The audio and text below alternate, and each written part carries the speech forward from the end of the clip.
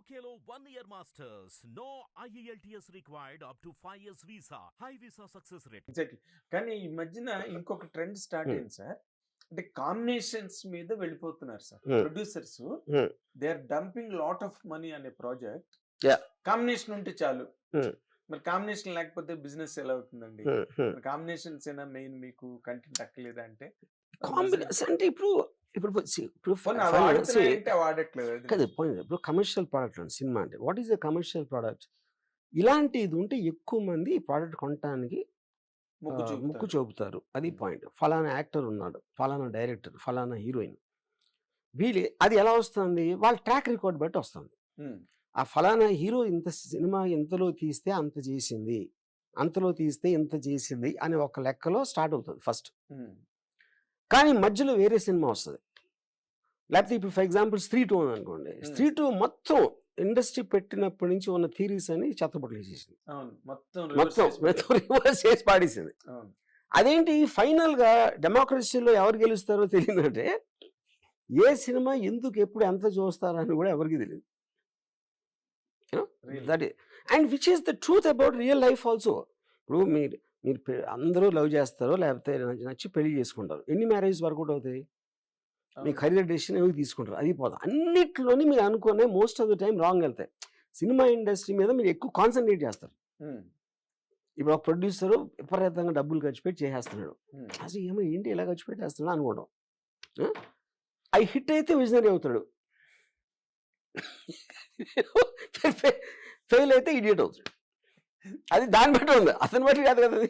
అప్పుడు మీరు చెప్పేది ఇప్పుడు బాహుబలి రిలీజ్ అవుతున్నప్పుడు ఒక చాలా ఫేమస్ ఇంకో ప్రొడ్యూసర్ ఏం చెప్పాయంటే అసలు తెలుగు సినిమాకి మ్యాక్సిమం రిటర్న్ అనేది 70-80 కోట్లు ఉంది, ఇంపాసిబుల్ దానికన్నా రావటం అని ఏం లెక్కలు చెప్పాడు. మగధీర ఫిగర్స్ అయ్యి అన్ని తీసి ఇది బడ్జెటే 150 కోట్లు ఎంతో లేదు మన. ఓకే, అంతకన్నా అసలు ఎర్రితనం ఉంటుందా ప్రొడ్యూసర్కి? అది ఇది అని చెప్పాడు.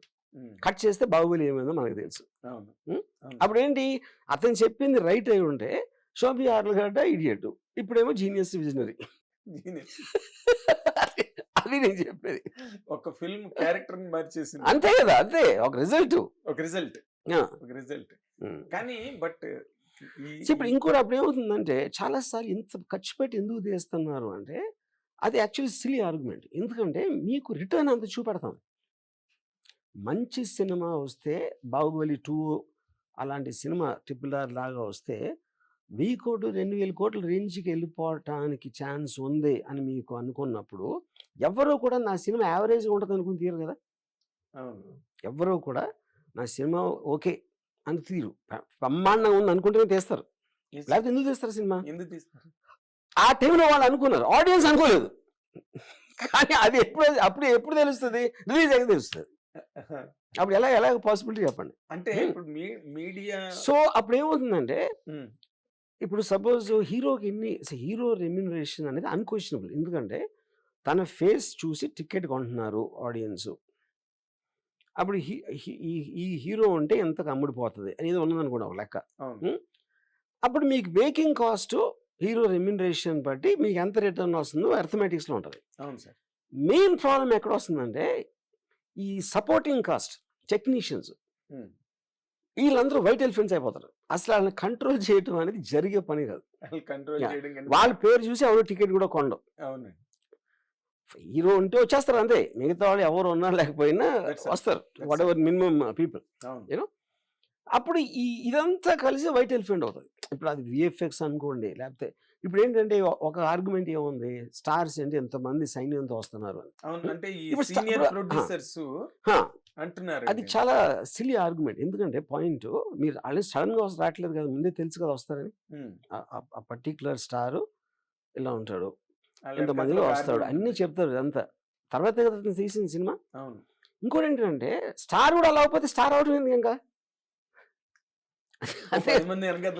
లేకపోతే స్టార్ ఎట్ అవుతాడు. అదే కదా మెయిన్ థింగ్. కరెక్ట్. 10 మంది కాకపోతే 100 మంది అండి, 1000 మంది పెట్టుకుంటాడు. మీరు పెట్టుకోవద్దు. అప్పుడు ఇచ్చేవాడి తప్ప తీసుకునేవాడి తప్ప. హిట్ టీవీ యాప్ ని డౌన్లోడ్ చేసుకోండి. ఇందులో short news, live news, entertainment movies అన్ని అవైలబుల్ గా ఉన్నాయి. Please download Hit TV app. Hit TV app. Hit TV యాప్ని ఫ్రీగా డౌన్లోడ్ చేసుకోండి.